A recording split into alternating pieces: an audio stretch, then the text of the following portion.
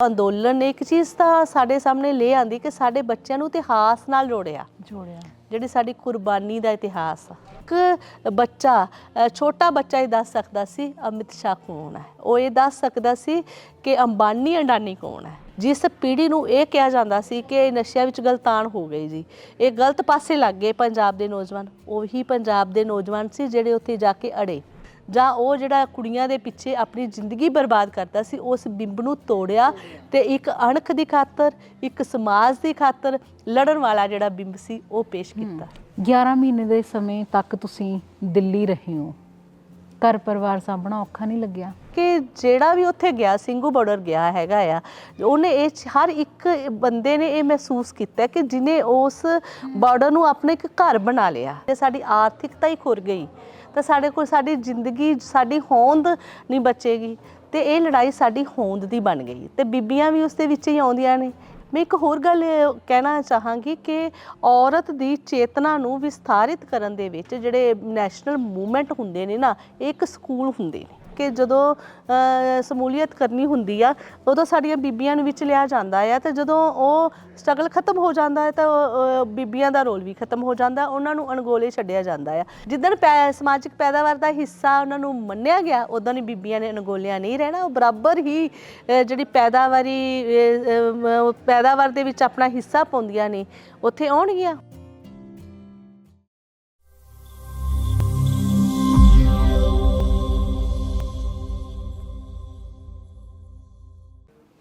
ਸਤਿ ਸ਼੍ਰੀ ਅਕਾਲ, ਤੁਸੀਂ ਵੇਖ ਰਹੇ ਹੋ ਬੀ ਸੋਸ਼ਲ ਤੇ ਮੈਂ ਤੁਹਾਡੇ ਨਾਲ ਰਣਦੀਪ ਪੰਧੇਰ। ਕਿਸੇ ਵੀ ਸਮਾਜ ਦੇ ਵਿੱਚ ਜਦੋਂ ਕੋਈ ਅੰਦੋਲਨ ਹੁੰਦਾ ਏ, ਕੋਈ ਸੰਘਰਸ਼ ਹੋਣ ਦੇ ਵਿੱਚ ਆਉਂਦਾ ਏ, ਤਾਂ ਉੱਥੋਂ ਦੇ ਲੋਕਾਂ ਦਾ ਬਹੁਤ ਵੱਡਾ ਯੋਗਦਾਨ ਹੁੰਦਾ ਹੈ। ਪਰ ਜਦੋਂ ਵੀ ਉਹ ਸੰਘਰਸ਼ ਕਿਸੇ ਨਤੀਜੇ 'ਤੇ ਪਹੁੰਚਦਾ ਹੈ ਤਾਂ ਅਕਸਰ ਜ਼ਿਕਰ ਦੇ ਵਿੱਚ ਸਿਰਫ ਬੰਦਿਆਂ ਦੀ ਗੱਲ ਰਹਿ ਜਾਂਦੀ ਹੈ। ਤੀਵੀਆਂ ਉਸ ਸੰਘਰਸ਼ ਦਾ ਹਿੱਸਾ ਤਾਂ ਬਣਦੀਆਂ ਨੇ, ਪਰ ਫਿਰ ਵੀ ਕਿਤੇ ਨਾ ਕਿਤੇ ਉਸ ਸੰਘਰਸ਼ ਦੇ ਅਣਗੌਲੇ ਪਾਤਰ ਬਣ ਕੇ ਰਹਿ ਜਾਂਦੀਆਂ ਨੇ। ਜਦਕਿ ਕਿਸੇ ਵੀ ਸਮਾਜ ਨੂੰ ਇੱਕ ਚੰਗਾ ਸਮਾਜ ਬਣਾਉਣ ਦੇ ਵਿੱਚ ਸਭ ਤੋਂ ਵੱਡਾ ਹੱਥ ਉਸ ਸਮਾਜ ਦੀਆਂ ਔਰਤਾਂ ਦਾ ਹੁੰਦਾ ਹੈ, ਮਾਵਾਂ ਦਾ ਹੁੰਦਾ ਹੈ, ਜੋ ਬੱਚਿਆਂ ਨੂੰ ਇੰਨੀ ਚੰਗੀ ਪਰਵਰਿਸ਼ ਦਿੰਦੀਆਂ ਨੇ, ਇੰਨੇ ਚੰਗੇ ਸੰਸਕਾਰ ਦੇ ਕੇ ਵੱਡੇ ਕਰਦੀਆਂ ਨੇ ਕਿ ਉਹ ਆਪਣੀ ਕੌਮ ਦੇ, ਆਪਣੇ ਇਤਿਹਾਸ ਦੇ ਬਾਰੇ 'ਚ ਆਪਣੇ ਬੱਚਿਆਂ ਨੂੰ ਜਾਣੂ ਕਰਵਾਉਂਦੀਆਂ ਨੇ ਤੇ ਉਹ ਬੱਚੇ ਅੱਗੇ ਜਾ ਕੇ ਇਤਿਹਾਸ ਸਿਰਜਦੇ ਨੇ। ਯੂਨਾਨੀਆਂ ਨੇ ਜਦੋਂ ਵੱਖਰਾ ਮੁਲਕ ਇਜ਼ਰਾਈਲ ਬਣਾਇਆ ਤਾਂ ਉੱਥੋਂ ਦੀਆਂ ਤੀਵੀਆਂ ਦੇ ਯੋਗਦਾਨ ਨੂੰ ਅਸੀਂ ਅਣਗੌਲਿਆ ਨਹੀਂ ਕਰ ਸਕਦੇ। ਇਸੇ ਤਰ੍ਹਾਂ ਸਿੱਖ ਇਤਿਹਾਸ ਦੀ ਜਦੋਂ ਅਸੀਂ ਝਾਤ ਮਾਰਦੇ ਹਾਂ ਤਾਂ ਸ਼ੁਰੂ ਤੋਂ ਲੈ ਕੇ, ਚਾਹੇ ਉਹ ਮੀਰ ਮੰਨੂ ਦਾ ਵੇਲਾ ਹੋਵੇ, ਨਿੱਕੇ ਨਿੱਕੇ ਬੱਚਿਆਂ ਦੇ ਟੋਟੇ ਕਰਵਾ ਕੇ ਝੋਲੀਆਂ 'ਚ ਪਵਾ ਲੈਣੇ, ਇਹ ਵੀ ਮਾਵਾਂ ਦਾ ਸਿਦਕ ਸੀ। ਕਿਸਾਨ ਅੰਦੋਲਨ ਜਦੋਂ ਸ਼ੁਰੂ ਹੋਇਆ, ਦਿੱਲੀ ਦੀਆਂ ਬਰੂਹਾਂ 'ਤੇ ਅਸੀਂ ਜਾ ਕੇ ਬੈਠ ਕੇ ਲੰਮਾ ਸਮਾਂ ਇਹ ਸੰਘਰਸ਼ ਚੱਲਿਆ ਤੇ ਸਾਨੂੰ ਉੱਥੋਂ ਜਦੋਂ ਤੱਕ ਜਿਹੜੇ ਲੋਕ ਉਸ ਵੇਲੇ ਉਸ ਸਮੇਂ ਉੱਥੇ ਰਹੇ ਤੇ ਵਾਪਸ ਜਦੋਂ ਉੱਥੋਂ ਆਏ ਤਾਂ ਜਿਹੜੇ ਇੱਕ ਵਾਰ ਜਾ ਕੇ ਵੀ ਆਏ ਨੇ, ਉਹਨਾਂ ਦਾ ਵੀ ਇਹੀ ਕਹਿਣਾ ਸੀ ਕਿ ਉੱਥੋਂ ਵਾਪਸ ਆਉਣ ਨੂੰ ਦਿਲ ਨਹੀਂ ਕਰਦਾ। ਪਰ ਸਾਡੇ ਬੰਦੇ ਸਾਡੇ ਘਰਾਂ ਪਰਿਵਾਰਾਂ 'ਚ ਉੱਥੇ ਜਾ ਕੇ ਤਾਂ ਬੈਠ ਸਕੇ ਜੇ ਘਰਾਂ ਦੀਆਂ ਤੀਵੀਆਂ ਨੇ ਘਰ ਪਰਿਵਾਰ ਸੰਭਾਲੇ, ਖੇਤੀ ਸੰਭਾਲੀ, ਪਰਿਵਾਰਿਕ ਜ਼ਿੰਮੇਵਾਰੀਆਂ ਸੰਭਾਲੀਆਂ। ਇਸੇ ਸੰਘਰਸ਼ ਦੇ ਦੌਰਾਨ 11 ਮਹੀਨੇ ਦੇ ਸਮੇਂ ਤੱਕ ਦਿੱਲੀ ਦੀਆਂ ਬਰੂਹਾਂ 'ਤੇ ਆਪਣੇ ਕੰਮਕਾਜੀ ਸਫ਼ਰ ਵੀ ਕਰਦੇ ਰਹੇ ਤੇ ਇਖਲਾਕੀ ਡਿਊਟੀ ਵੀ ਨਿਭਾਉਂਦੇ ਰਹੇ ਡਾਕਟਰ ਅਰਵਿੰਦਰ ਕੌਰ ਕਾਕੜਾ। ਅੱਜ ਅਸੀਂ ਇਸੇ ਬਾਬਤ ਗੱਲਬਾਤ ਕਰਨ ਲਈ ਉਹਨਾਂ ਕੋਲ ਪਹੁੰਚੇ ਹਾਂ ਕਿ ਕਿਸੇ ਵੀ ਸੰਘਰਸ਼ ਦੇ ਵਿੱਚ ਬੀਬੀਆਂ ਦਾ ਯੋਗਦਾਨ ਕਿੰਨਾ ਹੁੰਦਾ ਹੈ। ਗੱਲ ਕਰਦੇ ਹਾਂ ਉਹਨਾਂ ਦੇ ਨਾਲ। ਸਤਿ ਸ਼੍ਰੀ ਅਕਾਲ ਮੈਮ। ਸਤਿ ਸ਼੍ਰੀ ਅਕਾਲ ਰਣਦੀਪ ਜੀ। ਸਭ ਤੋਂ ਪਹਿਲਾਂ ਮੈਂ ਬੀ ਸੋਸ਼ਲ ਮੀਡੀਆ ਦਾ ਤਹਿ ਦਿਲੋਂ ਧੰਨਵਾਦ ਕਰਦੀ ਹਾਂ ਕਿ ਜਿਹੜੇ ਉਚੇਚੇ ਤੌਰ 'ਤੇ ਅੱਜ ਮੇਰੇ ਘਰ ਆਏ ਨੇ ਤੇ ਅੱਜ ਅਸੀਂ ਉਹਨਾਂ ਦੇ ਨਾਲ ਗੱਲਾਂ ਬਾਤਾਂ ਕਰਾਂਗੇ ਜੀ। ਜੀ, ਬਹੁਤ ਚੰਗਾ ਲੱਗ ਰਿਹਾ ਸਾਨੂੰ ਵੇਖ ਕੇ ਤੁਸੀਂ ਸਮਾਂ ਦਿੱਤਾ। ਅੱਛਾ ਮੈਮ, ਤੁਸੀਂ ਕਿਸਾਨ ਸੰਘਰਸ਼ ਦੇ ਦੌਰਾਨ ਵੀ ਤੁਹਾਨੂੰ ਵੇਖਿਆ ਸੁਣਿਆ ਤੇ ਉਸ ਤਰ੍ਹਾਂ ਵੀ ਤੁਸੀਂ ਕਾਫੀ ਐਕਟਿਵ ਰਹਿੰਦੇ ਹੋ ਜਦੋਂ ਵੀ ਕਿਤੇ ਕੋਈ ਵੀ ਜਿਹੜੀ ਚਿਣਗ ਸਮਾਜ ਸੁਧਾਰ ਦੇ ਵੱਲ ਵਾਪਰਦੀ ਹੈ ਤਾਂ ਤੁਸੀਂ ਹਮੇਸ਼ਾ ਉਹਦਾ ਹਿੱਸਾ ਹੁੰਦੇ ਹੋ। 11 ਮਹੀਨੇ ਦੇ ਸਮੇਂ ਤੱਕ ਤੁਸੀਂ ਦਿੱਲੀ ਰਹੇ ਹੋ, ਘਰ ਪਰਿਵਾਰ ਸਾਂਭਣਾ ਔਖਾ ਨਹੀਂ ਲੱਗਿਆ? ਦੇਖੋ ਜੀ, ਹਰ ਇੱਕ ਮਨੁੱਖ ਦੀ ਇੱਕ ਸਮਾਜਿਕ ਜ਼ਿੰਮੇਵਾਰੀ ਬਣਦੀ ਹੈਗੀ ਹੈ ਕਿ ਜੇ ਉਹ ਸਮਾਜ ਵਿੱਚ ਰਹਿ ਰਿਹਾ ਆ ਤਾਂ ਉਹ ਸਮਾਜ ਪ੍ਰਤੀ ਸਮਰਪਿਤ ਵੀ ਹੋਵੇ। ਤੇ ਮੈਂ ਸ਼ੁਰੂ ਤੋਂ ਹੀ ਇਹ ਸੋਚਦੀ ਹੁੰਦੀ ਸੀ ਕਿ ਕਿਉਂਕਿ ਸੰਘਰਸ਼ ਦੇ ਵਿੱਚ ਪਾਰਟਿਸਿਪੇਟ ਕਰਨਾ ਮੈਨੂੰ ਬੜਾ ਚੰਗਾ ਲੱਗਦਾ ਸੀ। ਚਾਹੇ ਉਸ ਸਮੇਂ ਛੋਟੇ ਛੋਟੇ ਸੰਘਰਸ਼ ਹੁੰਦੇ ਸੀਗੇ, ਉਹਨਾਂ ਦੇ ਵਿੱਚ ਅਸੀਂ ਭਾਗ ਲੈਂਦੇ ਸੀ। ਪਰ ਜਿਹੜਾ ਕਿਸਾਨ ਅੰਦੋਲਨ ਚੱਲਿਆ ਹੈਗਾ ਆ, ਇਹ ਇੱਕ ਬਹੁਤ ਵੱਡਾ ਸੰਘਰਸ਼ ਸੀਗਾ ਤੇ ਇਸ ਦੇ ਵਿੱਚ ਸਿਰਫ ਸਾਰੇ ਹੀ ਤਬਕੇ ਨੇ, ਚਾਹੇ ਉਹ ਕਿਸਾਨ ਸੀ, ਚਾਹੇ ਉਹ ਮਜ਼ਦੂਰ ਸੀ, ਚਾਹੇ ਉਹ ਦੁਕਾਨਦਾਰ ਸੀ, ਚਾਹੇ ਉਹ ਮੁਲਾਜ਼ਮ ਸੀ, ਵਿਦਿਆਰਥੀ ਸੀ, ਜਿੰਨੇ ਵੀ ਜੋ ਵੀ ਸੀ, ਸਾਰੇ ਹੀ ਲੋਕਾਂ ਨੇ ਇਸ ਦੇ ਵਿੱਚ ਪਾਰਟਿਸਿਪੇਟ ਕੀਤਾ ਤੇ ਮੈਂ ਵੀ ਇਸ ਦੇ ਵਿੱਚ ਭਾਗ ਲਿਆ।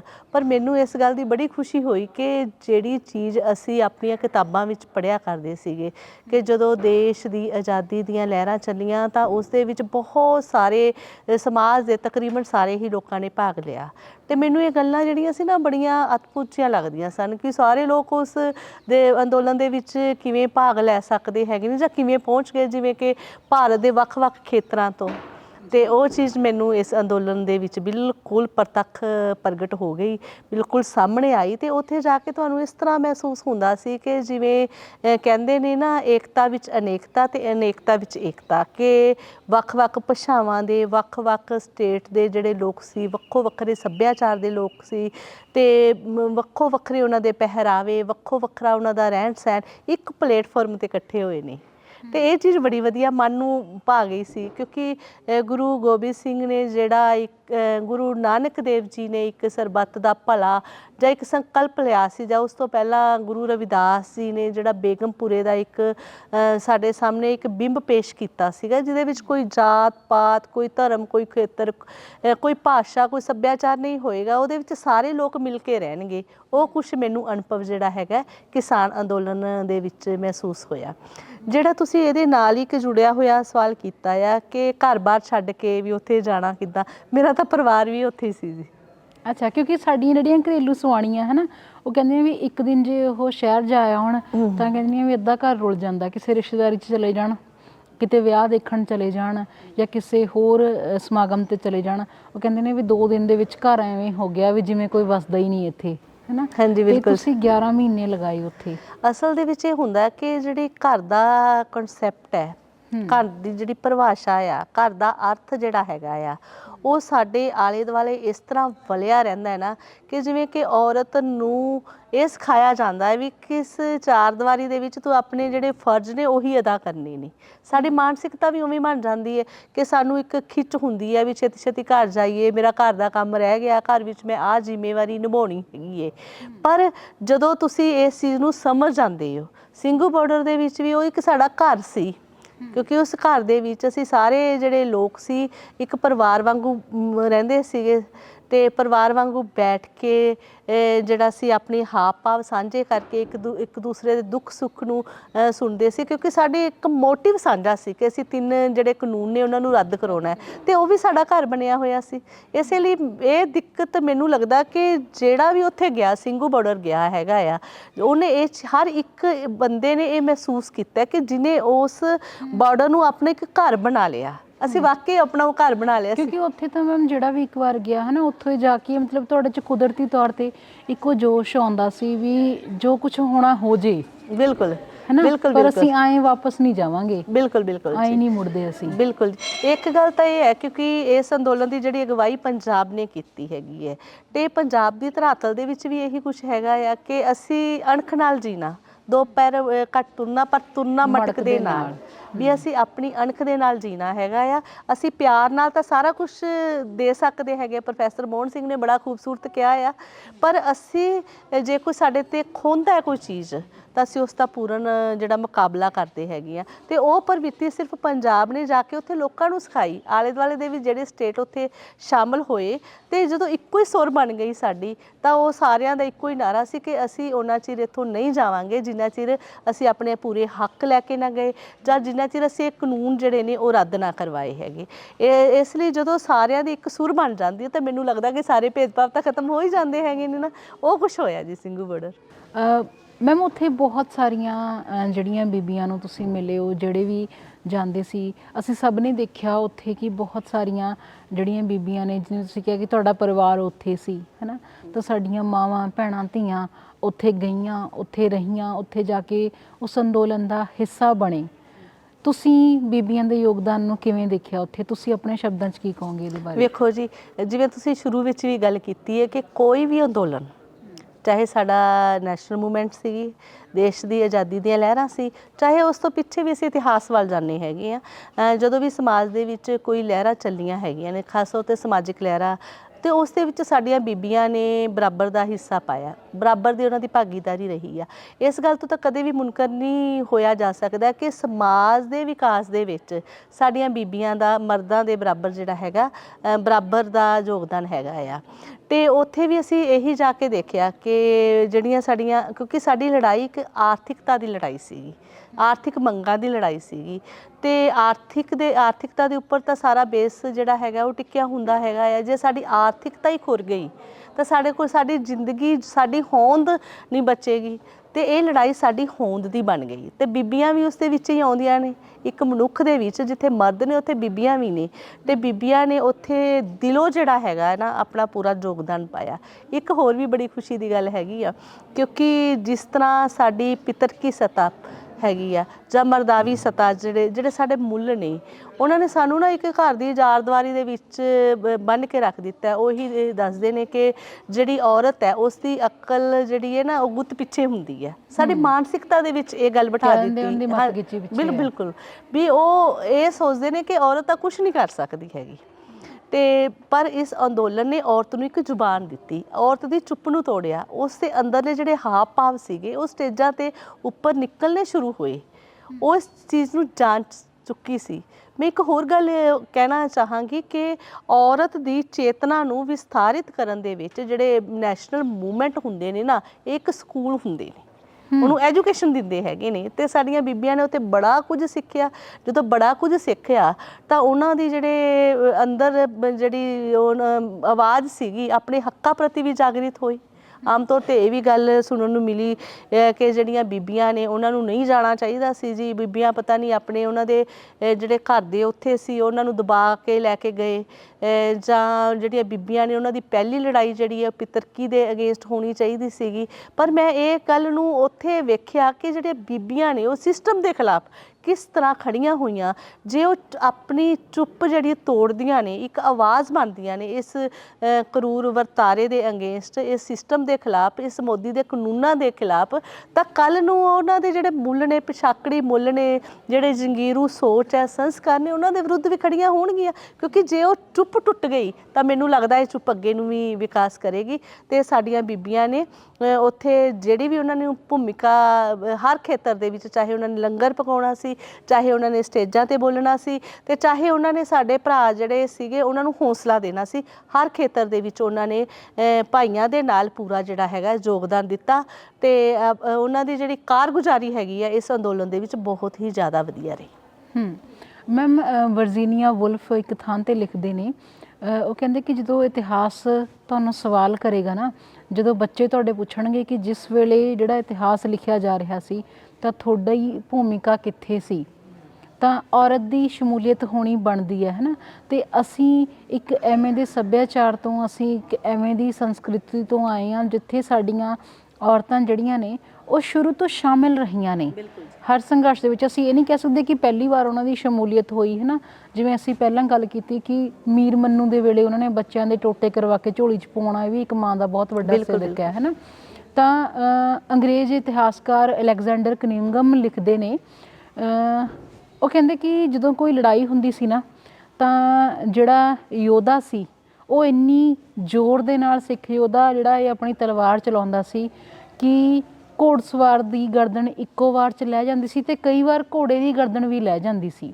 ਬਿਲਕੁਲ। ਤੇ ਇਸ ਕਰਕੇ ਉਹਨਾਂ ਦੇ ਉੱਤੇ ਦੇਸ਼ ਧਰੋਹ ਦਾ ਮੁਕੱਦਮਾ ਵੀ ਚੱਲਿਆ ਤੇ ਸਾਰੀ ਜ਼ਿੰਦਗੀ ਉਹਨਾਂ ਨੂੰ ਜੇਲ੍ਹ ਦੇ ਵਿੱਚ ਵੀ ਕੱਟਣੀ ਪਈ।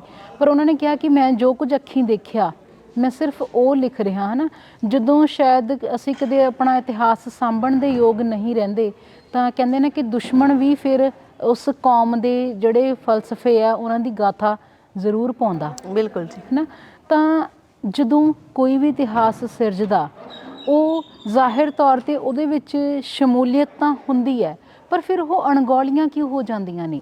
ਜਿਹੜਾ ਤੁਹਾਡਾ ਇਹ ਸਵਾਲ ਹੈ ਬਿਲਕੁਲ ਵਾਜਬ ਹੈ।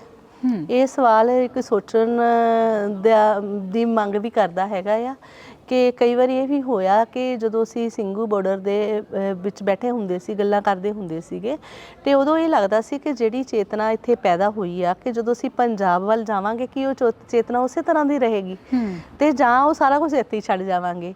ਇੱਥੇ ਸਵਾਲ ਇਹ ਆਉਂਦਾ ਕਿ ਅੱਜ ਲੜਾਈ ਸਾਡੀ ਇੱਕ ਆਰਥਿਕ ਮੰਗਾਂ ਤੇ ਕੇਂਦਰਿਤ ਸੀਗੀ।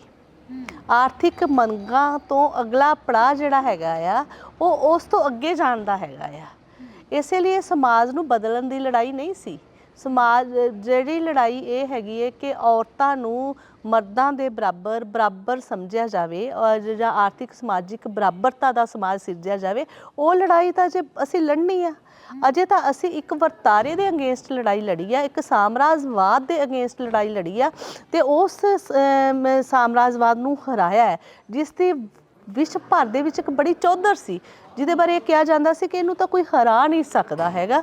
ਉਹ ਕਾਰਪੋਰੇਟ ਦੀਆਂ ਨੀਤੀਆਂ ਨੂੰ ਵਾਪਸ ਮੋੜਿਆ ਹੈਗਾ ਆ। ਸਾਡੇ ਲਈ ਇਹ ਬਹੁਤ ਵਧੀਆ ਗੱਲ ਹੈ। ਜਿਹੜੀ ਤੁਸੀਂ ਨੇ ਇਹ ਗੱਲ ਕਹੀ ਕਿ ਬੀਬੀਆਂ, ਇਹ ਗੱਲ ਵੀ ਹੈਗੀ ਆ ਸਾਡੀ ਕਿ ਜਦੋਂ ਸਮੂਲੀਅਤ ਕਰਨੀ ਹੁੰਦੀ ਆ ਉਦੋਂ ਸਾਡੀਆਂ ਬੀਬੀਆਂ ਨੂੰ ਵਿੱਚ ਲਿਆ ਜਾਂਦਾ ਆ ਤੇ ਜਦੋਂ ਉਹ ਸਟਰਗਲ ਖਤਮ ਹੋ ਜਾਂਦਾ ਹੈ ਤਾਂ ਬੀਬੀਆਂ ਦਾ ਰੋਲ ਵੀ ਖਤਮ ਹੋ ਜਾਂਦਾ, ਉਹਨਾਂ ਨੂੰ ਅਣਗੋਲੇ ਛੱਡਿਆ ਜਾਂਦਾ ਆ। ਮੈਂ ਇਸ ਗੱਲ ਨਾਲ ਇੱਥੋਂ ਕੁ ਤੱਕ ਤਾਂ ਸਹਿਮਤ ਹੈਗੀ ਆ, ਪਰ ਮੈਂ ਇੱਥੋਂ ਤੱਕ ਸਹਿਮਤ ਨਹੀਂ ਆ ਕਿ ਜਿਹੜੀਆਂ ਬੀਬੀਆਂ ਲੀਡਰਸ਼ਿਪ ਦੇ ਵਿੱਚ ਆਉਂਦੀਆਂ ਨੇ, ਸ਼ੁਰੂ ਤੋਂ ਇਤਿਹਾਸ ਤੋਂ ਆਪਾਂ ਗੱਲ ਕਰੀਏ, ਚਾਹੇ ਸਿੱਖ ਇਤਿਹਾਸ ਦੀ ਗੱਲ ਹੋਈ ਜਿਸ ਦੇ ਵਿੱਚ ਮਾਈ ਭਾਗੋ ਜਿਹੜੀ ਸੀ, ਮਾਈ ਭਾਗੋ ਅੱਗੇ ਆ ਕੇ ਲੜੀ, ਉਹ ਇੱਕ ਲੀਡਰਸ਼ਿਪ ਦੇ ਵਿੱਚ ਸਾਡੇ ਸਾਹਮਣੇ ਆਈ ਹੈਗੀ ਆ।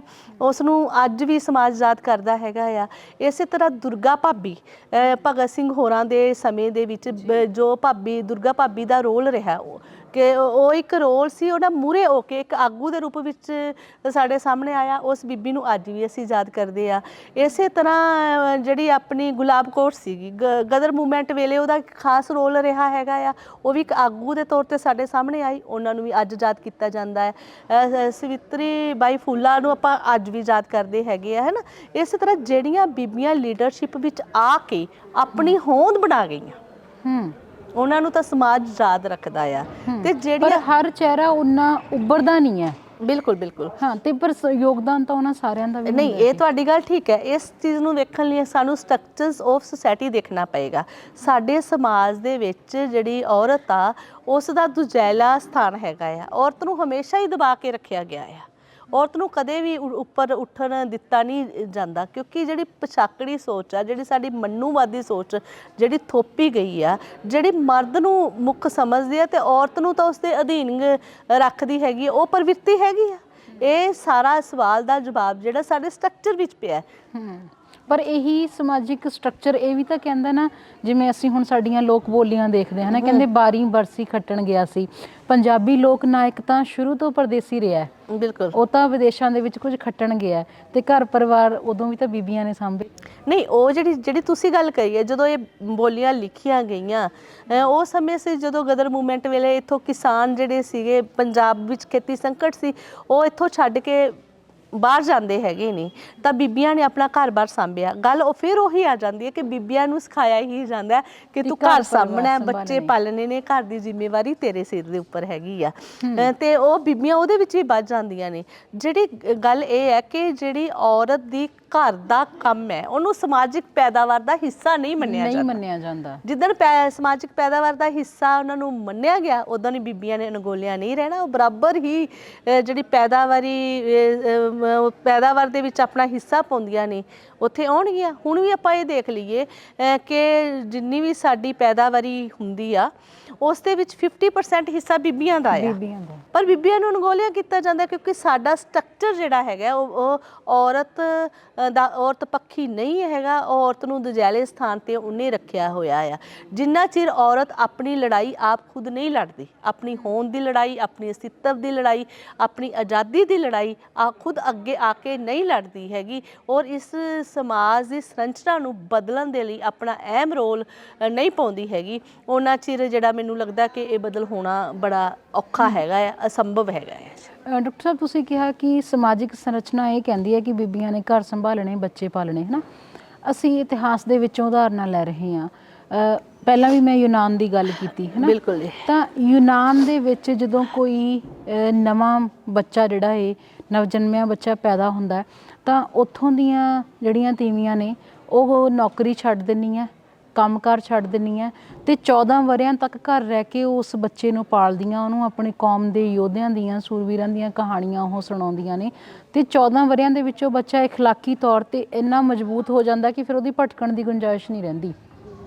ਤੁਸੀਂ ਕੀ ਮੰਨਦੇ ਹੋ ਕਿ ਅਜੋਕੀ ਪੀੜ੍ਹੀ, ਕਿਉਂਕਿ ਤੁਸੀਂ ਅਧਿਆਪਨ ਦੇ ਕਿੱਤੇ ਦੇ ਨਾਲ ਵੀ ਜੁੜੇ ਹੋਏ ਹੋ, ਤੁਸੀਂ ਜੋ ਅਜੋਕੇ ਸਮੇਂ ਦੇ ਵਿੱਚ ਨੌਜਵਾਨ ਪੀੜ੍ਹੀ ਦਾ ਵਰਤਾਰਾ ਹੈ, ਤੁਸੀਂ ਇਹਨੂੰ ਕਿਸ ਨਜ਼ਰ ਦੇ ਨਾਲ ਦੇਖਦੇ ਹੋ? ਤੁਹਾਨੂੰ ਲੱਗਦਾ ਹੈ ਕਿ ਅਜੋਕੀ ਜਿਹੜੀਆਂ ਮਾਵਾਂ ਨੇ ਉਹਨਾਂ ਦਾ ਰੋਲ ਕਿਸ ਤਰ੍ਹਾਂ ਦਾ ਹੋਣਾ ਚਾਹੀਦਾ?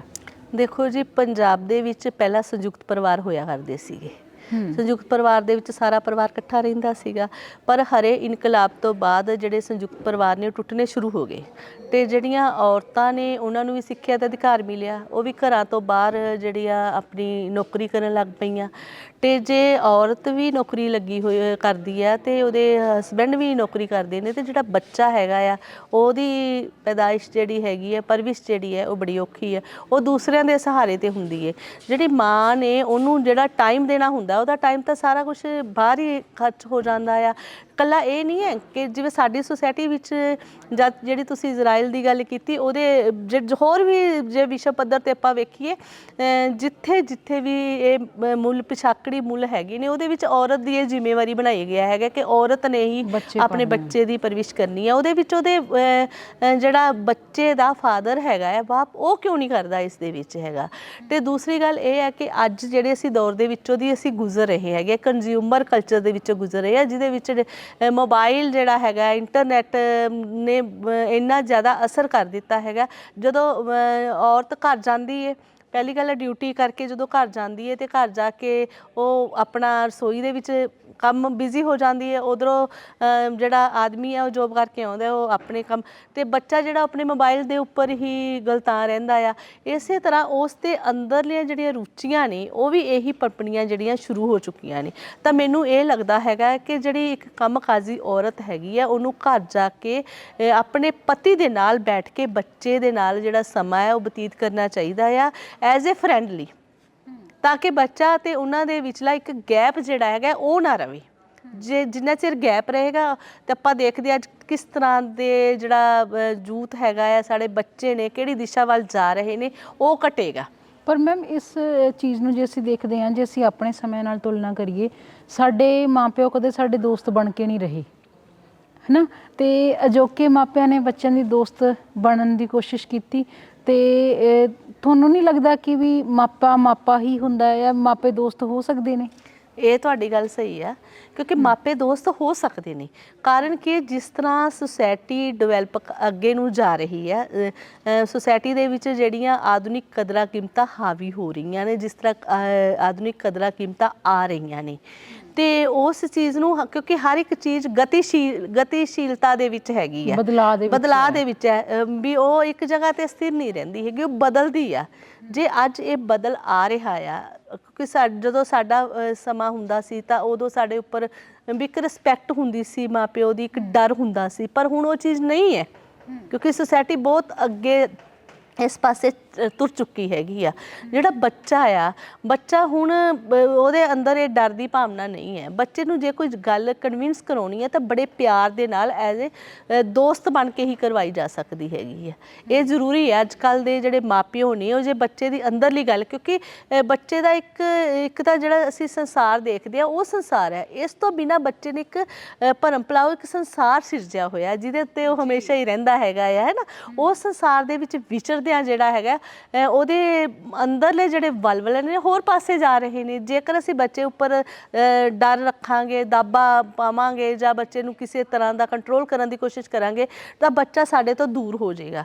ਤੇ ਮੈਨੂੰ ਲੱਗਦਾ ਕਿ ਅੱਜ ਦੇ ਦੌਰ ਦੇ ਵਿੱਚ ਮਾਪਿਆਂ ਨੂੰ ਮਾਪੇ ਵੀ ਤੇ ਨਾਲ ਉਹਨਾਂ ਦੇ ਦੋਸਤ ਬਣ ਕੇ ਵੀ ਰਹਿਣਾ ਪਵੇਗਾ, ਜੇਕਰ ਅਸੀਂ ਬੱਚੇ ਨੂੰ ਠੀਕ ਦਿਸ਼ਾ ਦੇ ਵੱਲ ਲੈ ਕੇ ਜਾਣਾ ਚਾਹੁੰਦੇ ਹਾਂ। ਮੈਮ ਤੁਸੀਂ ਉਦੋਂ ਗੱਲ ਕਰ ਰਹੇ ਸੀ ਕਿ ਪਿਓ ਦਾ ਵੀ ਯੋਗਦਾਨ ਓਨਾ ਹੀ ਹੁੰਦਾ ਹੈ ਬੱਚੇ ਨੂੰ ਪਾਲਣ ਦੇ ਵਿੱਚ, ਪਰ ਉਹ ਸ਼ਾਇਦ ਓਨਾ ਸਭ ਥਾਵਾਂ 'ਤੇ ਨਹੀਂ ਮਿਲਦਾ, ਹੈ ਨਾ। ਨਰਿੰਦਰ ਸਿੰਘ ਕਪੂਰ ਲਿਖਦੇ ਨੇ ਵੀ ਅਸੀਂ ਕਹਿੰਦੇ ਹਾਂ ਅਕਸਰ ਵੀ ਤੀਵੀਆਂ ਜ਼ਿਆਦਾ ਬੋਲਦੀਆਂ ਨੇ, ਪਰ ਉਹ ਕਹਿੰਦੇ ਕਿ ਉਹਨਾਂ ਕੋਲ ਬੋਲਣ ਦੇ ਵਿਸ਼ੇ ਜ਼ਿਆਦਾ ਨਹੀਂ।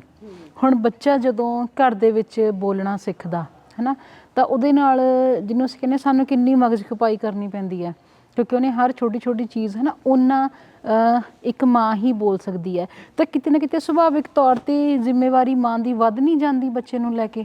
ਨਹੀਂ ਦੇਖੋ, ਅਕਸਰ ਉਹੀ ਹੈ ਨਾ, ਮੈਂ ਆਪਣੀ ਹੀ ਸੁਸਾਇਟੀ ਦੀ ਗੱਲ ਕਰ ਰਹੀ ਹਾਂ ਕਿ ਔਰਤ ਜਿਹੜੀ ਆ, ਔਰਤ ਨੂੰ ਇਹ ਜ਼ਿੰਮੇਵਾਰੀ ਦੱਸੀ ਜਾਂਦੀ ਹੈਗੀ ਹੈ ਵੀ ਆਪਣੇ ਬੱਚੇ ਦੀ ਪਰਵਰਿਸ਼ ਚੰਗੀ ਤਰ੍ਹਾਂ ਕਰਨੀ, ਬੱਚੇ ਨੂੰ ਸਿਖਾਉਣਾ, ਕਿਉਂਕਿ ਅਕਸਰ ਇਹ ਵੀ ਕਿਹਾ ਜਾਂਦਾ ਹੈ ਕਿ ਜਿਹੜੀ ਮਾਂ ਹੈ ਨਾ ਉਹ ਬੱਚੇ ਦਾ ਪਹਿਲਾ ਸਕੂਲ ਹੁੰਦੀ ਹੈਗੀ ਹੈ।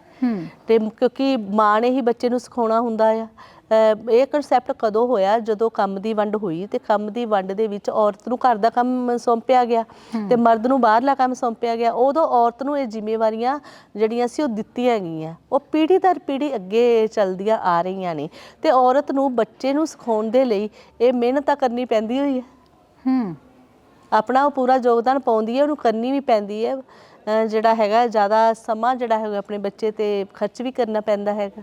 ਜੀ ਡਾਕਟਰ ਸਾਹਿਬ, ਤੁਸੀਂ ਸੰਘਰਸ਼ ਦੇ ਦੌਰਾਨ ਬੱਚਿਆਂ ਨੂੰ ਵੀ ਉੱਥੇ ਦੇਖਿਆ, ਤੁਹਾਨੂੰ ਕੀ ਲੱਗਦਾ ਜਿਹੜੇ ਬੱਚੇ ਤੁਸੀਂ ਉਸ ਵੇਲੇ ਉੱਥੇ ਦੇਖੇ ਜਾਂ ਜਿਹੜੀ ਪੀੜ੍ਹੀ ਉਸ ਤੋਂ ਬਾਅਦ, ਕਿਉਂਕਿ ਤੁਸੀਂ ਫਿਰ ਤੋਂ ਉਹੀ ਗੱਲ ਕਿ ਤੁਸੀਂ ਅਧਿਆਪਕ ਹੋ, ਹੈ ਨਾ, ਤੁਹਾਨੂੰ ਕੀ ਲੱਗਦਾ ਕਿ ਉਸ ਸੰਘਰਸ਼ ਦਾ ਬੱਚਿਆਂ ਉੱਤੇ ਕਿੰਨਾ ਕੁ ਅਸਰ ਪਿਆ? ਦੇਖ, ਜਦੋਂ ਵੀ ਕੋਈ ਸੰਘਰਸ਼ ਹੁੰਦਾ ਹੈ ਨਾ, ਉਹ ਹਰ ਇੱਕ ਵਰਗ ਦੀ ਚੇਤਨਾ ਨੂੰ ਜਿਹੜਾ ਹੈਗਾ ਨਾ ਦਾ ਵਿਕਾਸ ਕਰਦਾ ਹੈਗਾ। ਨਵੇਂ ਵਿਚਾਰ ਆਉਂਦੇ ਨੇ, ਨਵੇਂ ਖਿਆਲ ਆਉਂਦੇ ਨੇ, ਨਵੀਂ ਸੋਚ ਬਣਦੀ ਹੈ, ਨਵੇਂ ਵਿਵਹਾਰ ਆਉਂਦੇ ਨੇ। ਕਿਉਂਕਿ ਇਸ ਤੋਂ ਪਹਿਲਾਂ ਨਾ ਇਹ ਲੱਗਦਾ ਹੁੰਦਾ ਸੀ ਵੀ ਲੈ ਧਰਨੇ ਹੜਤਾਲਾਂ ਨਾਲ ਕੀ ਹੋ ਜੂ। ਬਿਲਕੁਲ ਇਹ ਗੱਲ ਆਉਂਦੀ ਸੀ, ਕਿਉਂਕਿ ਤੁਸੀਂ ਇਹੀ ਦੇਖ ਲਓ ਕਿ ਜਿਹੜੇ ਬੱਚਿਆਂ ਦੀ ਜ਼ੁਬਾਨ ਦੇ ਉੱਪਰ ਫਿਲਮੀ ਸਟਾਰ ਜਾਂ ਦੂਜੇ ਜਿਹੜੇ ਲੱਚਰ ਗਾਇਕੀ, ਉਹ ਵਾਲੇ ਗੀਤ ਜਿਹੜੇ ਸੀ ਇਹ ਪਣਪਦੇ ਸੀਗੇ। ਤੇ ਜਦੋਂ ਅੰਦੋਲਨ ਨੇ ਇੱਕ ਚੀਜ਼ ਤਾਂ ਸਾਡੇ ਸਾਹਮਣੇ ਲੈ ਆਂਦੀ ਕਿ ਸਾਡੇ ਬੱਚਿਆਂ ਨੂੰ ਇਤਿਹਾਸ ਨਾਲ ਜੋੜਿਆ, ਜਿਹੜੀ ਸਾਡੀ ਕੁਰਬਾਨੀ ਦਾ ਇਤਿਹਾਸ ਆ, ਚਾਹੇ ਉਹ ਗਦਰ ਮੂਵਮੈਂਟ ਦਾ ਸੀ, ਚਾਹੇ ਉਹ ਸਿੱਖ ਇਤਿਹਾਸ ਸੀ, ਤੇ ਚਾਹੇ ਉਹ ਸਾਡਾ ਦੇਸ਼ ਦੀ ਆਜ਼ਾਦੀ ਭਗਤ ਸਿੰਘ ਹੋਰਾਂ ਦਾ ਜਿਹੜਾ ਇਤਿਹਾਸ ਰਿਹਾ ਆ। ਕਿਉਂਕਿ ਸਾਡੇ ਬੱਚਿਆਂ ਨੂੰ ਸਾਡੇ ਗੁਰੂ ਗੋਬਿੰਦ ਸਿੰਘ ਜੀ ਦੇ ਬੱਚੇ ਉਹ ਚੇਤੇ ਆਏ, ਸਾਡੇ ਬੱਚਿਆਂ ਨੂੰ ਕਰਤਾਰ ਸਿੰਘ ਸਰਾਭੇ ਵਰਗੇ ਚੇਤੇ ਆਏ, ਸਾਡੇ ਬੱਚਿਆਂ ਨੂੰ ਉਹ ਸਾਡੇ ਨਾਇਕ ਚੇਤੇ ਆਏ ਜਿਨ੍ਹਾਂ ਨੇ ਲੋਕਾਂ ਦੀ ਖਾਤਰ ਆਪਣੀਆਂ ਜ਼ਿੰਦਗੀਆਂ ਤੱਕ ਵਾਰ ਦਿੱਤੀਆਂ। ਉਹਨਾਂ ਦੀ ਜ਼ੁਬਾਨ ਦੇ ਉੱਪਰ ਦੇਸ਼ ਭਗਤੀ ਦੇ, ਆਪਣੀ ਮਿੱਟੀ ਦੇ, ਆਪਣੀ ਹੋਂਦ ਦੇ, ਆਪਣੀ ਆਜ਼ਾਦੀ ਦੇ ਇੱਦਾਂ ਦੇ ਗੀਤ ਜਿਹੜੇ ਸੀ ਪਣਪਣ ਲੱਗੇ। ਅਤੇ ਮੈਨੂੰ ਇਹ ਲੱਗਿਆ ਕਿ ਜਿਹੜੀ ਚੀਜ਼ ਜਿਵੇਂ ਤੁਸੀਂ ਨਾਲ ਹੀ ਸਵਾਲ ਕੀਤਾ ਕਿ ਜਿਹੜੀ ਚੀਜ਼ ਅਸੀਂ ਬੱਚਿਆਂ ਨੂੰ ਕਿਤਾਬਾਂ ਦੇ ਵਿੱਚ ਰਟਾਉਂਦੇ ਰਹੇ, ਗਲੋਬਲਾਈਜੇਸ਼ਨ ਕੀ ਹੈ, ਕਾਰਪੋਰੇਟ ਸੈਕਟਰ ਕੀ ਹੈ, ਇਹਦਾ ਮਨੁੱਖ ਦੇ ਉੱਪਰ ਕੀ ਪ੍ਰਭਾਵ ਪੈਂਦਾ ਹੈ, ਉਹ ਅੰਦੋਲਨ, ਉਹ ਹਕੀਕਤ ਉੱਥੇ ਅੰਦੋਲਨ ਵਿੱਚ ਜਾ ਕੇ ਉਹਨਾਂ ਨੇ ਸਾਰਾ ਕੁਝ ਸਮਝ ਲਿਆ। ਇੱਕ ਬੱਚਾ, ਛੋਟਾ ਬੱਚਾ ਇਹ ਦੱਸ ਸਕਦਾ ਸੀ ਅਮਿਤ ਸ਼ਾਹ ਕੌਣ ਹੈ, ਉਹ ਇਹ ਦੱਸ ਸਕਦਾ ਸੀ ਕਿ ਅੰਬਾਨੀ ਅਡਾਨੀ ਕੌਣ ਹੈ। ਇਹ ਗੱਲ ਜਿਹੜੀ ਹੈ ਅੰਦੋਲਨ ਨੇ ਬੱਚਿਆਂ ਦੀ ਜਿਹੜੀ ਚੇਤਨਾ ਹੈਗੀ ਹੈ ਉਸ ਦਾ ਵੀ ਬਹੁਤ ਜ਼ਿਆਦਾ, ਜਗਿਆਸੂ ਚੇਤਨਾ ਦਾ ਬਹੁਤ ਜ਼ਿਆਦਾ ਜਿਹੜਾ ਵਿਕਾਸ ਕੀਤਾ। ਅਤੇ ਦੂਸਰੇ ਪਾਸੇ ਜਿਹੜੇ ਗੀਤ ਸੀਗੇ ਨਾ, ਇੱਕ ਗੀਤ ਕਿਸਾਨੀ ਦੇ ਗੀਤ, ਮਜ਼ਦੂਰਾਂ ਦੇ ਗੀਤ, ਏਕਤਾ ਦੇ ਗੀਤ, ਉਹ ਵੀ ਉਹਨਾਂ ਦੀ ਜ਼ੁਬਾਨ ਦੇ ਉੱਪਰ ਆਉਣ ਲੱਗੇ। ਮੈਂ ਥੋੜ੍ਹੇ ਦਿਨ ਹੋਏ ਆਪਣੇ ਭਤੀਜੇ ਦੇ ਨਾਲ ਗੱਲ ਕਰ ਰਹੀ ਸੀ, ਉਸ ਤੋਂ ਪਹਿਲਾਂ ਜਦੋਂ ਕਿਸਾਨ ਅੰਦੋਲਨ 'ਤੇ ਜਾ ਕੇ ਆਇਆ ਤੇ ਉਦੋਂ ਜਿਵੇਂ ਅਕਸਰ ਹੀ ਗੀਤ ਗਾਉਂਦੇ ਰਹਿੰਦੇ, ਜੱਟ ਕੁੰਡਲੀ ਮਾਰ ਕੇ ਬਹਿ ਗਏ ਕੁੰਡਲੀ ਬਾਰਡਰ ਤੇ, ਇੱਦਾਂ ਦੇ ਗੀਤ ਉਹਨਾਂ ਦੀ ਜ਼ੁਬਾਨ 'ਤੇ ਸੀਗੇ ਜੀ। ਤੇ ਉੱਥੇ ਇਹ ਚੀਜ਼ਾਂ ਨੇ ਤਾਂ ਉਹਨਾਂ ਨੂੰ ਪ੍ਰਭਾਵਿਤ ਕੀਤਾ। ਤੇ ਜਦੋਂ ਇਹ ਵਾਪਸ ਆਏ ਫਿਰ ਉਹੀ ਕਲਚਰ, ਕਿਉਂਕਿ ਉਹ ਕਲਚਰ ਨੂੰ ਤਾਂ ਅਸੀਂ ਕੰਜ਼ਿਊਮਰ ਕਲਚਰ ਨੂੰ ਤਾਂ ਖਤਮ ਨਹੀਂ ਕਰ ਰਹੇ, ਉਹੀ ਇੰਟਰਨੈਟ 'ਤੇ, ਉਹੀ ਜਿਹੜਾ ਮੋਬਾਈਲ 'ਤੇ, ਉਹੀ ਮੀਡੀਆ ਵਿੱਚ ਸਾਰਾ ਕੁਛ ਉਹੀ ਉਹਨਾਂ ਨੂੰ ਪਲੋਸਿਆ ਜਾ ਰਿਹਾ। ਹਾਂ, ਹੁਣ ਫਿਰ ਉਹ, ਕਿਉਂਕਿ ਕਿਸੇ ਵਕਤ ਪਏ ਹੋਏ ਕੋਈ ਵੀ ਲਹਿਰ ਮਨੁੱਖ ਦੀ ਮਾਨਸਿਕਤਾ ਦੇ ਉੱਪਰ ਕਿਸੇ ਵੀ ਵਰਗ ਦੇ ਵਿੱਚ ਉਹ ਆਪਣਾ ਇੱਕ ਗਹਿਰਾ ਪ੍ਰਭਾਵ ਛੱਡਦੀ ਤਾਂ ਛੱਡਦੀ ਹੈਗੀ ਆ। ਉਸੇ ਤਰ੍ਹਾਂ ਦੇ ਗੀਤ, ਉਸੇ ਤਰ੍ਹਾਂ ਦੀ ਸੋਚ ਜਿਹੜੀ ਉਹ ਪਨਪਣੀ ਸ਼ੁਰੂ ਹੋ ਜਾਂਦੀ ਆ। ਜਿਸ ਪੀੜ੍ਹੀ ਨੂੰ ਇਹ ਕਿਹਾ ਜਾਂਦਾ ਸੀ ਕਿ ਨਸ਼ਿਆਂ ਵਿੱਚ ਗਲਤਾਨ ਹੋ ਗਈ ਜੀ, ਇਹ ਗਲਤ ਪਾਸੇ ਲੱਗ ਗਏ ਪੰਜਾਬ ਦੇ ਨੌਜਵਾਨ, ਉਹੀ ਪੰਜਾਬ ਦੇ ਨੌਜਵਾਨ ਸੀ ਜਿਹੜੇ ਉੱਥੇ ਜਾ ਕੇ ਅੜੇ। ਨਵਦੀਪ ਤੇ ਆਪਾਂ ਸਾਰੇ ਹੀ ਜਾਣਦੇ ਆ, ਸ਼ੰਭੂ ਬਾਰਡਰ ਤੇ ਜਦੋਂ ਕਿਸਾਨ ਜਾ ਰਹੇ ਸੀ ਟੈਂਕਰ ਨੂੰ ਉਹਨੇ ਕਿਵੇਂ ਬੰਦ ਕੀਤਾ, ਜਦੋਂ ਪਛਾੜਾ ਪਾ ਰਹੇ ਸੀ, ਉੱਥੇ ਵੀ ਆਪਾਂ ਨੇ ਦੇਖਿਆ ਆ ਕਿ ਸਾਡੇ ਜਿਹੜੇ ਨੌਜਵਾਨ ਸੀ ਕਿਸ ਤਰ੍ਹਾਂ ਅੜ ਕੇ ਅਸੀਂ ਮਰ ਕੇ, ਜਾਂ ਤਾਂ ਅਸੀਂ ਜਿੱਤ ਕੇ ਜਾਵਾਂਗੇ ਜਾਂ ਫਿਰ ਸਾਡੀਆਂ ਲਾਸ਼ਾਂ ਜਾਣਗੀਆਂ, ਇਹ ਉਹਨਾਂ ਦੀ ਜੁਬਾਂ ਤੇ ਸੀ।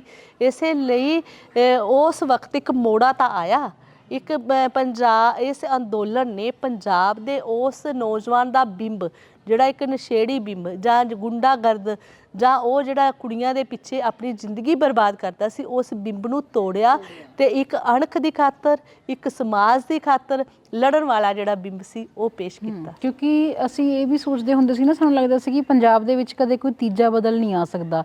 ਸ਼ਾਇਦ ਜਿਹੜੀ ਨਵੀਂ ਸਰਕਾਰ ਬਣੀ ਇਹ ਉੱਥੋਂ ਉੱਠੀ ਹੋਈ ਇੱਕ ਚੇਤਨਾ ਹੀ ਸੀ ਕਿ ਸਾਨੂੰ ਕਿਸੇ ਤੀਜੇ ਬਦਲ ਦੀ ਜ਼ਰੂਰਤ ਹੈ। ਇਹ ਵੀ ਇੱਕ ਪੱਖ ਸੀ, ਹੈ ਨਾ। ਤੇ ਦੂਜੀ ਗੱਲ ਡਾਕਟਰ ਸਾਹਿਬ ਇਹ ਵੀ ਹੈ ਕਿ ਕਹਿੰਦੇ ਨੇ ਕਿ ਜਿਹੜਾ ਸਮਾਜ ਦੇ ਉੱਤੇ ਇੱਕ ਪ੍ਰਭਾਵ ਹੁੰਦਾ ਨਾ, ਉਹ ਮੀਡੀਆ ਦਾ ਪ੍ਰਭਾਵ ਤੁਰੰਤ ਹੁੰਦਾ ਪਰ ਉਹ ਚਿਰਸਥਾਈ ਨਹੀਂ ਹੁੰਦਾ, ਤੇ ਕਿਤਾਬਾਂ ਦਾ ਪ੍ਰਭਾਵ ਹੌਲੀ ਹੌਲੀ ਹੁੰਦਾ ਪਰ ਉਹ ਚਿਰਸਥਾਈ ਹੁੰਦਾ। ਬਿਲਕੁਲ, ਹੈ ਨਾ। ਤੇ ਉਹ ਚੀਜ਼ ਸਾਨੂੰ ਉੱਥੇ ਦੇਖਣ ਨੂੰ ਮਿਲੀ। ਤੇ ਕੁੱਲ ਮਿਲਾ ਕੇ ਅਸੀਂ ਇਹੀ ਕਹਿ ਸਕਦੇ ਹਾਂ ਕਿ ਪ੍ਰਭਾਵ ਜਿਹੜਾ ਹੈ ਉਹ ਹਰ ਵਰਗ ਦੇ ਉੱਤੇ ਪਿਆ, ਹਰ ਸਮਾਜ ਦੇ ਉੱਤੇ, ਤੇ ਸਾਡੇ ਬੱਚੇ ਹਰ ਛੋਟੀ ਤੋਂ ਨਿੱਕੀ ਵੱਡੀ ਗੱਲ ਜਿਹੜੀ ਹੈ ਉਹ ਲੈਂਦੇ ਨੇ ਤੇ ਉਹਨੂੰ ਆਪਣੇ ਅੰਦਰ ਰੱਖਦੇ ਨੇ। ਪਰ ਤੁਸੀਂ ਉਸ ਚਿਣਗ ਨੂੰ ਕਿੰਨਾ ਚਿਰ ਜਗਾਈ ਰੱਖਦੇ ਹੋ? ਜਿਵੇਂ ਤੁਸੀਂ ਕਿਹਾ ਕਿ ਮੁੜ ਕੇ ਤਾਂ ਦੁਬਾਰੇ ਉਹੀ ਮੀਡੀਆ, ਉਹੀ ਇੰਟਰਨੈਟ, ਉਹੀ ਸਭ ਕੁਝ ਉਹਨਾਂ ਦੇ ਸਾਹਮਣੇ ਆ, ਤਾਂ ਤੁਸੀਂ ਉਸ ਚਿਣਗ ਨੂੰ ਕਿੰਨਾ ਚਿਰ ਜਗਾਈ ਰੱਖਦੇ ਹੋ? ਇਹ ਜ਼ਿੰਮੇਵਾਰੀ ਸਾਡੀ ਹੈ, ਚਿਣਗ ਜਗਾਉਣੀ। ਬਿਲਕੁਲ। ਅਖੀਰ 'ਚ ਕੀ ਕਹਿਣਾ ਚਾਹੋਗੇ? ਵੇਖੋ, ਜਿਹੜੀ ਪਹਿਲੀ ਤੁਸੀਂ ਗੱਲ ਕੀਤੀ ਰਵਾਇਤੀ ਜਿਹੜੀ ਬਦਲ ਦੀ ਗੱਲ ਕੀਤੀ, ਉਹ ਬਿਲਕੁਲ ਰਵਾਇਤੀ ਪਾਰਟੀਆਂ ਦੇ ਵਿਰੋਧ ਦੇ ਵਿੱਚ ਉੱਥੇ ਗੱਲਾਂ ਹੁੰਦੀਆਂ ਸੀਗੀਆਂ। ਉਹ ਇੱਕ ਚੇਤਨਾ ਦਿੱਤੀ ਇਹਨਾਂ ਨੂੰ, ਇੱਕ ਚਿੰਨ੍ਹ ਦਿੱਤੀ ਹੈਗੀ ਪੰਜਾਬ ਵਿੱਚ ਆ ਕੇ। ਉਹਨਾਂ ਨੇ ਇਹ ਤਾਂ ਦੱਸ ਦਿੱਤਾ ਕਿ ਉਹਨਾਂ ਕੋਲ ਕੋਈ ਰਾਹ ਹੀ ਨਹੀਂ ਸੀਗੀ ਤੇ ਤੀਜੀ ਪਾਰਟੀ ਨੂੰ ਉਹਨਾਂ ਨੇ ਲੈ ਆਂਦਾ। ਤੇ ਜਿਹੜੀ ਇਸ ਦੇ ਨਾਲ ਹੀ ਤੁਸੀਂ ਨੇ ਗੱਲ ਕੀਤੀ ਆ ਕਿ ਜਿਹੜਾ ਮੀਡੀਆ ਦਾ ਪ੍ਰਭਾਵ ਹੈਗਾ ਉਹ ਫੌਰੀ ਇੱਕਦਮ ਪੈਂਦਾ ਆ, ਪ੍ਰਤੀਕਰਮ ਹੈ ਵੀ ਚੇਤਨਾ ਦੇ ਉੱਪਰ ਵੀ ਇੱਕਦਮ ਪ੍ਰਭਾਵ ਪਿਆ ਤੇ ਅਸੀਂ ਉਸ ਤਰ੍ਹਾਂ ਸੋਚਣ ਲੱਗ ਪਏ। ਜਿਹੜੀਆਂ ਕਿਤਾਬਾਂ ਹੁੰਦੀਆਂ ਨੇ ਉਹ ਹਮੇਸ਼ਾ ਹੀ ਚਿਰਸਥਾਈ ਹੁੰਦਾ ਪ੍ਰਭਾਵ। ਹਾਂ ਬਿਲਕੁਲ। ਜਿਵੇਂ ਅੰਦੋਲਨ ਦੇ ਵਿੱਚ ਵੀ ਜਿਹੜੀਆਂ ਪਹਿਲੀਆਂ ਕ੍ਰਾਂਤੀਆਂ ਹੋਈਆਂ, ਪ੍ਰੋਲੋਤਾਰੀ ਕ੍ਰਾਂਤੀਆਂ ਜਾਂ ਦੂਸਰੀਆਂ ਲੋਕ ਲਹਿਰਾਂ ਜਾਗੀਆਂ, ਲੋਕ ਉਹਨਾਂ ਕਿਤਾਬਾਂ ਨੂੰ ਪੜ੍ਹਦੇ ਰਹੇ, ਉਹ ਕਿਤਾਬਾਂ ਮੁੜ ਪੜ੍ਹਨੀਆਂ ਸ਼ੁਰੂ ਹੋਈਆਂ। ਤੇ ਹੁਣ ਵੀ ਜਿਹੜਾ ਆਪਣਾ ਕਿਸਾਨ ਅੰਦੋਲਨ ਦਾ ਇਤਿਹਾਸ ਹੈ ਉਹ ਲਿਖਿਆ ਗਿਆ, ਲਿਖਿਆ ਜਾ ਰਿਹਾ ਆ। ਬਹੁਤ ਸਾਰੀਆਂ ਕਵਿਤਾਵਾਂ ਦੀਆਂ ਕਿਤਾਬਾਂ ਆਈਆਂ, ਬਹੁਤ ਸਾਰੀਆਂ ਗੀਤਾਂ ਦੀਆਂ ਕੈਸਟਾਂ ਵੀ ਆਈਆਂ ਤੇ ਹੋਰ ਵੀ ਨਾਵਲ ਵੀ ਸਾਡੇ ਆਏ, ਨਾਟਕ ਵੀ ਆਏ। ਉਹ ਇੱਕ ਜਿਵੇਂ ਕਹਿੰਦੇ ਹੁੰਦੇ ਨੇ ਨਾ, ਸਾਹਿਤ ਦੇ ਵਿੱਚ ਇੱਕ ਟਰਨਿੰਗ ਪੁਆਇੰਟ ਆਉਂਦਾ ਕਿ ਸਮੇਂ ਦੇ ਮੁਤਾਬਕ ਅਸੀਂ ਉਹ ਪੜ੍ਹਦੇ ਹਾਂ ਕਿ ਉਹਦੇ ਵਿੱਚੋਂ ਸਾਨੂੰ ਕੀ ਮਿਲਦਾ ਹੈਗਾ ਆ। ਤਾਂ ਮੈਨੂੰ ਲੱਗਦਾ ਕਿ ਇਹ ਅੰਦੋਲਨ ਜਿਹੜਾ ਹੈਗਾ ਉਹਨੇ ਸਾਨੂੰ ਲੜਨ ਦੀ ਜਾਂਚ ਸਿਖਾਈ ਹੈ ਤੇ ਇਸ ਤੋਂ ਲੈ ਕੇ ਤੇ ਅਸੀਂ ਜਿਹੜਾ ਅਗਲਾ ਸੰਘਰਸ਼ ਜਾਰੀ ਰੱਖਾਂਗੇ। ਹੁਣ ਅੱਜ ਆਪਾਂ ਦੇਖ ਹੀ ਰਹੇ ਹਾਂ ਜੀਰੇ ਦੇ ਵਿੱਚ ਜਿਹੜਾ ਹੋਇਆ, ਇਹ ਵੀ ਇੱਕ ਲੋਕ ਏਕਤਾ ਦਾ ਇੱਕ ਸਬੂਤ ਸਾਡੇ ਸਾਹਮਣੇ ਆਇਆ। ਦੁਬਾਰਾ ਫਿਰ ਜਿੱਤ ਹੋਈ ਕਿ ਲੋਕਾਂ ਵਿੱਚ ਚੁੱਪ ਰਹਿਣ ਦਾ, ਜਿਹੜੇ ਪਹਿਲਾਂ ਚੁੱਪ ਰਹਿੰਦੇ ਸੀ ਨਾ, ਉਹ ਤੋੜਿਆ। ਲੋਕੀ ਹੁਣ ਆਪਣੇ ਹੱਕਾਂ ਲਈ ਸੰਘਰਸ਼ ਕਰਨ ਲਈ ਉਹਨਾਂ ਨੇ ਇੱਕ ਧਰਾਤਲ ਤਿਆਰ ਕੀਤੀ ਹੈ, ਬੋਲਣ ਲੱਗੇ ਨੇ, ਉਹ ਕਹਿਣ ਲੱਗੇ ਨੇ, ਉਹ ਮੈਦਾਨ ਵਿੱਚ ਆਉਣ ਲੱਗੇ ਨੇ। ਇਹ ਮੈਨੂੰ ਲੱਗਦਾ ਹੈਗਾ ਕਿ ਚਿੰਗ ਜਿਹੜੀ ਜਗਦੀ ਰਹੇ ਕਿ ਜਿੰਨਾ ਚਿਰ ਜ਼ੁਲਮ ਹੁੰਦਾ ਰਹੇਗਾ ਸਮਾਜ ਦੇ ਵਿੱਚ, ਉਹਨਾਂ ਚਿਰ ਜਿਹੜਾ ਹੈਗਾ ਇਹ ਕਿਸਾਨ ਅੰਦੋਲਨ ਸਾਨੂੰ ਜਿਹੜਾ ਹੈਗਾ ਅੱਗੇ ਰਸਤਾ ਜਿਹੜਾ ਉਹ ਦਿੰਦਾ ਰਹੇਗਾ ਜੀ। ਡਾਕਟਰ ਸਾਹਿਬ, ਅਖੀਰ ਦੇ ਵਿੱਚ ਇੱਕ ਸਵਾਲ ਮੇਰੇ ਮਨ ਦੇ ਵਿੱਚ ਰਹਿ ਗਿਆ ਸੀ, ਉਹ ਮੈਂ ਤੁਹਾਡੇ ਤੋਂ ਜ਼ਰੂਰ ਪੁੱਛਣਾ ਚਾਹਾਂਗੀ ਕਿ ਤੁਹਾਨੂੰ ਨਹੀਂ ਲੱਗਦਾ, ਜਿਵੇਂ ਅਸੀਂ ਮੀਡੀਆ ਦੇ ਪ੍ਰਭਾਵ ਦੀ ਗੱਲ ਕੀਤੀ ਹੈ ਨਾ, ਤੁਹਾਨੂੰ ਨਹੀਂ ਲੱਗਦਾ ਕਿ ਅਜੋਕੇ ਸਮੇਂ ਦੇ ਵਿੱਚ ਜਿਹੜੀਆਂ ਬੀਬੀਆਂ ਨੇ, ਚਾਹੇ ਉਹ ਮੀਡੀਆ ਦਾ ਪ੍ਰਭਾਵ ਲਾ ਲਓ ਜਾਂ ਕੋਈ ਵੀ, ਹੈ ਨਾ, ਕਿ ਉਹਨਾਂ ਦੀ ਸਥਿਤੀ ਹੁਣ ਜ਼ਿਆਦਾ ਜਿਹੜੀ ਆ ਉਹ ਨਾਜ਼ੁਕ ਜੀ ਬਣ ਗਈ? ਕਿਉਂਕਿ ਜੇ ਅਸੀਂ ਆਪਣਾ ਪੁਰਾਣਾ ਹੀ, ਚਾਹੇ ਪੁਰਾਣੀਆਂ ਉਹ ਫਿਲਮਾਂ ਹੀ ਲਾ ਲਓ, ਹੈ ਨਾ, ਜਿਹੜੇ ਪੁਰਾਣੇ ਕਿਰਦਾਰ ਨੇ, ਜਿਵੇਂ ਸਾਡੀਆਂ ਦਾਦੀਆਂ ਸੀਗੀਆਂ, ਕਿੰਨਾ ਰੋਹਬ ਸੀ ਉਹਨਾਂ ਦਾ ਪਰਿਵਾਰਾਂ ਦੇ ਵਿੱਚ, ਹੈ ਨਾ। ਜਾਂ ਜਿਵੇਂ ਜੇ ਅਸੀਂ ਅੱਜ ਦੇ ਅਸੀਂ ਬਾਲੀਵੁੱਡ ਦੀ ਗੱਲ ਕਰੀਏ ਤਾਂ ਜਿਵੇਂ ਨਿਰਮਲ ਰਿਸ਼ੀ ਹੋਰੀ ਨੇ, ਹੈ ਨਾ, ਤਾਂ ਜਿਵੇਂ ਦੇ ਉਹਨਾਂ ਦੇ ਕਿਰਦਾਰ ਨੇ, ਹੈ ਨਾ, ਐਵੇਂ ਦੇ ਕਿਰਦਾਰ ਉਹ ਕਹਿੰਦੇ ਨੇ ਵੀ ਕੋਲ ਬੈਠ ਕੇ ਆਪਣੇ ਕਿਰਦਾਰ ਲਿਖਵਾਉਂਦੇ ਆ, ਹੈ ਨਾ। ਤੇ ਇਸ ਤਰ੍ਹਾਂ ਦੀ ਹਕੀਕਤ ਦੇ ਵਿੱਚ ਅਸੀਂ ਐਵੇਂ ਦੀਆਂ ਬੀਬੀਆਂ ਦੇ ਨਾਲ ਵਿਚਰੇ ਹਾਂ, ਸਾਡੀਆਂ ਦਾਦੀਆਂ ਪੜਦਾਦੀਆਂ ਐਵੇਂ ਦੀਆਂ ਰਹੀਆਂ ਨੇ, ਜੋ ਕਿ ਔਰਤ ਜਦ ਤੋਂ ਇਹ ਨਾਰੀਵਾਦ ਦਾ ਝੰਡਾ ਚੱਕਿਆ ਅਸੀਂ ਕੁਝ ਜ਼ਿਆਦਾ ਹੀ ਨਹੀਂ ਹੇਠਲੇ ਪਾਸੇ ਨੂੰ ਹੋ ਗਏ? ਦੇਖੋ ਇਹਦੇ ਵਿੱਚ ਜਿਹੜੀ ਤੁਸੀਂ ਨਾਰੀਵਾਦ ਦੀ ਗੱਲ ਕੀਤੀ ਹੈਗੀ ਹੈ, ਨਾਰੀਵਾਦ ਦਾ ਕਨਸੈਪਟ ਆਪਣੇ ਆਪ ਵਿੱਚ ਕੋਈ ਮਾੜਾ ਨਹੀਂ ਹੈ। ਨਾਰੀ ਦੀ ਚੇਤਨਾ ਦਾ ਸਵਾਲ ਸਾਡੇ ਸਾਹਮਣੇ ਆਉਂਦਾ, ਪਰ ਜਦੋਂ ਨਾਰੀਵਾਦ ਨੂੰ ਇੱਕ ਜਿਹੜੀ ਹੁੰਦੀ ਹੈ ਨਾ ਭਰਮ ਪਈ ਆਜ਼ਾਦੀ, ਭਰਮ ਵਾਲੀ ਆਜ਼ਾਦੀ ਕਿ ਮੈਨੂੰ ਤਾਂ ਤੁਹਾਨੂੰ ਪਤਾ ਹੀ ਨਹੀਂ ਕਿ ਮਤਲਬ ਕੀ ਮਤਲਬ ਕੀ ਹੈ, ਜਦੋਂ ਅਸੀਂ ਉਹਦੇ ਵਿੱਚ ਗਲਤਾਨ ਹੋ ਜਾਂਦੇ ਹਾਂ ਨਾ, ਉਹਦਾ ਨੁਕਸਾਨ ਬਹੁਤ ਜ਼ਿਆਦਾ ਆਉਂਦਾ ਆ। ਉਹਦੇ ਨਾਲ ਕੀ ਹੁੰਦਾ ਆ ਕਿ ਅਸੀਂ ਇਹ ਭੁੱਲ ਜਾਂਦੇ ਹੈਗੇ ਆ ਕਿ ਅਸੀਂ ਸਮਾਜ ਦੇ ਲਈ ਕੀ ਕਰਨਾ। ਅਸੀਂ ਮੁਕਾਬਲੇ ਦੀ ਭਾਵਨਾ ਵਿੱਚ ਜਿਉਣ ਲੱਗ ਜਾਂਦੇ ਆ ਅਤੇ ਉਹ ਮੁਕਾਬਲਾ ਸਾਡਾ ਮਰਦ ਦੇ ਨਾਲ ਹੋਣਾ ਸ਼ੁਰੂ ਹੋ ਜਾਂਦਾ ਆ। ਜ਼ਿਆਦਾਤਰ ਸਮਾਜ ਦੇ ਵਿੱਚ ਜਾਂ ਤਾਂ ਔਰਤ ਜਿਹੜੀ ਹੈ ਉਹ ਮਰਦ ਦੇ ਅਧੀਨਗੀ ਸਵੀਕਾਰ ਕਰ ਰਹੀ ਆ, ਜਾਂ ਫਿਰ ਔਰਤ ਜਿਹੜੀ ਹੈ ਉਹ ਬਦਲਾਊ ਭਾਵਨਾ ਦੇ ਨਾਲ ਮਰਦ ਦੇ ਨਾਲ ਬਿਲਕੁਲ ਪੈਰਲਲ ਖੜੀ ਹੈਗੀ ਆ। ਸਾਡੇ ਸਾਹਮਣੇ ਜਿਹੜਾ ਸਵਾਲ ਹੈਗਾ ਉਹ ਇੱਕ ਬੈਲੈਂਸ ਰਿਸ਼ਤੇ ਦਾ ਹੈਗਾ ਆ, ਕਿਉਂਕਿ ਮਨੁੱਖ ਹੈ, ਸਮਾਜ ਦੇ ਵਿਕਾਸ ਦੇ ਲਈ ਮਨੁੱਖ ਦਾ ਯੋਗਦਾਨ ਹੈਗਾ, ਚਾਹੇ ਔਰਤ ਤੇ ਚਾਹੇ ਮਰਦ। ਜਿੰਨਾ ਚਿਰ ਇਕੱਠੇ ਹੋ ਕੇ ਉਸ ਆਪਣੀ ਬਰਾਬਰੀ ਦੀ ਲੜਾਈ ਨਹੀਂ ਲੜਦੇ, ਉਹਨਾਂ ਚਿਰ ਲੱਗਦਾ ਕਿ ਮੈਨੂੰ ਇਹ ਸਮਾਜ ਜਿਹੜਾ ਹੈਗਾ ਇੱਥੇ ਹੀ ਰਹੇਗਾ, ਉਹ ਅੱਗੇ ਵਿਕਾਸ ਕਰ ਨਹੀਂ ਪਾਏਗਾ। ਕਿਉਂਕਿ ਕਿਸੇ ਗੁਸ਼ਨ ਭਾਜੀ ਹਮੇਸ਼ਾ ਇਹੀ ਗੱਲ ਕਿਹਾ ਕਰਦੇ ਸਨ ਕਿ ਜੇ ਕਿਸੇ ਸਮਾਜ ਦਾ ਅਸਲੀ ਰੂਪ ਦੇ ਵਿੱਚ ਵਿਕਾਸ ਵੇਖਣਾ ਆ ਤਾਂ ਸਾਨੂੰ ਇਹ ਵੇਖਣਾ ਪਏਗਾ ਕਿ ਉਸ ਸਮਾਜ ਦੇ ਵਿੱਚ ਔਰਤ ਦੀ ਕੀ ਸਥਿਤੀ ਹੈ। ਜੇ ਔਰਤ ਆਪ ਫੈਸਲਾਕੁਨ ਹੈਗੀ ਹੈ, ਔਰਤ ਦੀ ਆਪਣੀ ਇੱਕ ਹੋਂਦ ਹੈ, ਔਰਤ ਦੀ ਆਪਣੀ ਇੱਕ ਪਹਿਚਾਣ ਹੈਗੀ ਆ, ਤਾਂ ਉਹ ਆਪਣੇ ਪਰਿਵਾਰ ਨੂੰ ਵੀ, ਉਹ ਆਪਣੇ ਸਮਾਜ ਨੂੰ ਵੀ ਅੱਗੇ ਲੈ ਕੇ ਜਾ ਸਕਦੀ। ਔਰ ਉਹ ਇਹ ਕਹਿੰਦੇ ਸੀ ਵੀ ਇਹ ਸਮਾਜ ਜਿਹੜਾ ਨਾ ਇਹ ਰਹਿਣ ਯੋਗ ਹੈ ਨਹੀਂ, ਇਹਨੂੰ ਬਣਾਉਣਾ ਪੈਣਾ ਹੀ। ਬਿਲਕੁਲ ਬਣਾਉਣਾ ਪੈਣਾ। ਬਿਲਕੁਲ ਸਮਾਜ ਨੂੰ ਬਣਾਉਣ ਵਾਲੇ ਲੋਕ ਹੁੰਦੇ ਨੇ, ਸਮਾਜ ਦੇ ਸਿਰਜਣਹਾਰੇ ਲੋਕ ਨੇ, ਤੇ ਉਹ ਲੋਕ ਜਿਹੜੇ ਸਮਾਜ ਦੇ ਲਈ ਆਪਣਾ ਤਿਆਗ, ਆਪਣੀ ਕੁਰਬਾਨੀ ਕਰਦੇ ਨੇ, ਔਰ ਜਿਹੜੇ ਆਪਣਾ ਹਿੱਤ ਛੱਡ ਕੇ ਪੂਰੀ ਲੁਕਾਈ, ਪੂਰੇ ਸਮਾਜ ਦੇ ਖਾਸ ਤੌਰ 'ਤੇ ਜਿਹੜਾ ਦੱਬਿਆ ਕੁਚਲਿਆ ਹਾਸ਼ੀਆਗਤ ਵਰਗ ਹੈਗਾ ਉਹਦੇ ਹੱਕ ਵਿੱਚ ਖੜ੍ਹਦੇ ਨੇ, ਉਹੀ ਸਮਾਜ ਦੇ ਸਿਰਜਣਹਾਰੇ ਹੁੰਦੇ ਨੇ। ਅੱਜ ਤੱਕ ਉਹਨਾਂ ਨੇ ਹੀ ਸਮਾਜ ਦੀ ਸਿਰਜਣਾ ਕੀਤੀ ਹੈ। ਜਿੱਥੇ ਵੀ ਕਿਤੇ ਕ੍ਰਾਂਤੀਆਂ ਆਈਆਂ, ਉਹਨਾਂ ਲੋਕਾਂ ਦਾ ਮੁੱਖ ਯੋਗਦਾਨ ਰਿਹਾ। ਉਹਦੇ ਵਿੱਚ ਬੀਬੀਆਂ ਵੀ ਨੇ, ਉਹਦੇ ਵਿੱਚ ਮਰਦ ਵੀ ਨੇ ਜੀ। ਡਾਕਟਰ ਸਾਹਿਬ, ਤੁਸੀਂ ਸਾਨੂੰ ਸਮਾਂ ਦਿੱਤਾ, ਸਾਡੇ ਨਾਲ ਆਪਣੇ ਵਿਚਾਰ ਸਾਂਝੇ ਕੀਤੇ, ਤੁਹਾਡਾ ਬਹੁਤ ਬਹੁਤ ਧੰਨਵਾਦ। ਸ਼ੁਕਰੀਆ ਜੀ, ਬਹੁਤ ਬਹੁਤ। ਤੁਹਾਡਾ ਵੀ ਚੰਗਾ ਲੱਗਿਆ ਜੀ, ਤੁਸੀਂ ਮੈਨੂੰ ਆਪਣੇ ਚੈਨਲ 'ਤੇ ਰੂਬਰੂ ਕਰਾਇਆ ਸੀ। ਜੀ। ਸੋ ਇਸ ਦੇ ਨਾਲ ਹੀ ਅੱਜ ਦਾ ਪ੍ਰੋਗਰਾਮ ਖਤਮ ਕਰਨ ਦੀ ਦਿਓ ਇਜਾਜ਼ਤ।